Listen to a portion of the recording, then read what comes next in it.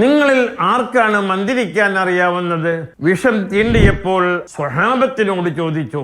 30 ആടുകൾ തന്നാൽ ഞങ്ങൾ മന്ത്രിച്ചു തരാം. അവർ 30 ആടുകളുമായി വന്നു.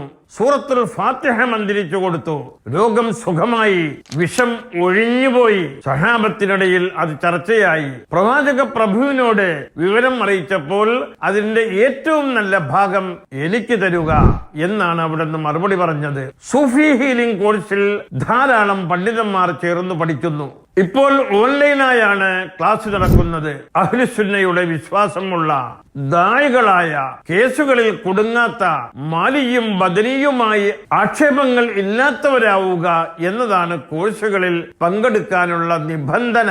ദാഴിയായ വ്യക്തിക്ക് തന്റെ ദഅവത്തിനും സംഘടനാ പ്രവർത്തനത്തിനും ഒപ്പം ഉപയോഗപ്പെടുത്താവുന്ന ഒന്നാണ് ഖുർആനിലും ഹദീസിലും അഇമ്മത്തുകളുടെ വാക്കിലും വന്ന മന്ത്രങ്ങൾ. നിങ്ങൾ അത് പഠിക്കുകയാണെങ്കിൽ സാമ്പത്തിക ബുദ്ധിമുട്ടുകൾ മാറിക്കിട്ടും. നിസ്കരിക്കാത്ത ജനങ്ങളെ നിസ്കരിപ്പിക്കാനും, നിസ്കരിക്കുന്നവരെ സുന്നത്ത് വർദ്ധിപ്പിക്കാനും, ചെറിയ ദിക്റുകൾ പരിശീലിപ്പിക്കാനും, സിയാറത്തുകൾ നടത്താനും, സജ്ജനങ്ങളോട് സഹവസിക്കാനും ഉപയോഗപ്പെടുത്താം. വിജയിക്കാൻ ഒരു വഴിയാണിത്.